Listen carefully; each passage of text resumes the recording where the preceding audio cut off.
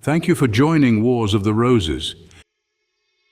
And this is Opening of the Lodge from the Encyclopedia of Freemasonry by Albert G. Mackey. Opening of the Lodge. The necessity of some preparatory ceremonies of a more or less formal character before proceeding to the dispatch of the ordinary business of any association has always been recognized. Decorum and the dignity of the meeting alike suggest, even in popular assemblies called only for a temporary purpose, that a presiding officer shall, with some formality, be inducted into the chair, and he then, to use the ordinary phrase, opens the meeting with the appointment of his necessary assistants, and with the announcement in an address to the audience, explanatory of the objects that have called them together. If secular associations have found it expedient by the adoption of some preparatory forms to avoid the appearance of an unseeming abruptness in proceeding to business, it may well be supposed that religious societies have been still more observant of the custom, and that as their pursuits are more elevated, the ceremonies of their preparation for the object of their meeting should be still more impressive. In the ancient mysteries, those sacred rites which have furnished so many models for Masonic symbolism, the opening ceremonies were of the most solemn character. The sacred herald commenced the ceremonies of opening the greater initiations by the solemn formula of "Depart hence, ye profane," to which was added a proclamation which forbade the use of any language which might be deemed of unfavorable augury to the approaching rites.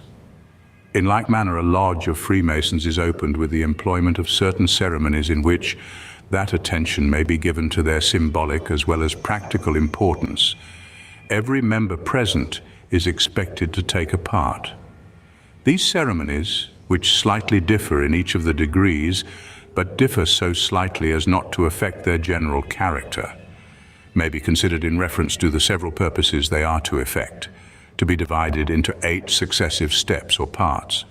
1. The master, having signified his intention to proceed to the labors of the lodge, every brother is expected to assume his necessary Masonic clothing, and, if an officer, the insignia of his office, and silently and decorously to repair to his appropriate station. 2. The next step in the ceremony is, with the usual precautions, to ascertain the right of each one to be present. It is scarcely necessary to say that in the performance of this duty, the officers who are charged with it should allow no one to remain who is not either well known to themselves or properly vouched for by some discreet and experienced brother. 3. Attention is next directed to the external avenues of the lodge, and the officers within and without who are entrusted with the performance of this important duty are expected to execute it with care and fidelity. 4. By a wise provision, it is no sooner intimated to the master that he may safely proceed than he directs his attention to an inquiry into the knowledge possessed by his officers of the duties that they will be respectively called upon to perform.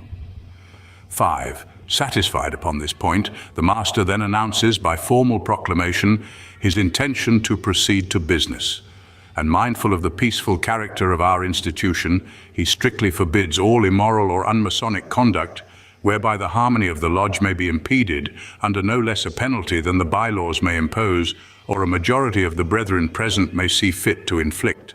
Nor after this is any brother permitted to leave the lodge during lodge hours, that is, from the time of opening to that of closing, without having first obtained the worshipful master's permission. 6. Certain mystic rites, which can here be only alluded to, are then employed by which each brother present signifies his concurrence in the ceremonies which have been performed, and his knowledge of the degree in which the lodge is about to be opened. 7. It is a lesson which every Freemason is taught, as one of the earliest points of his initiation, that he should commence no important undertaking without first invoking the blessing of deity. Hence, the next step in the progress of the opening ceremonies is to address a prayer to the Supreme Architect of the universe.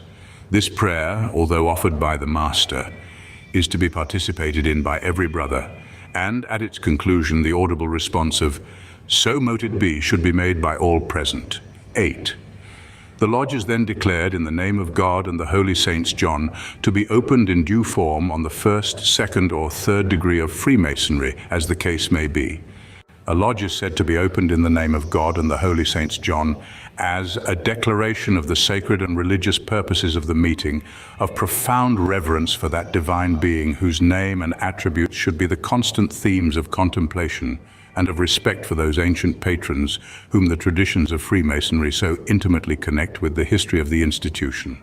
It is said to be opened in due form to intimate that all that is necessary, appropriate, and usual in the ceremonies, all that the law requires or ancient usage renders indispensable, have been observed.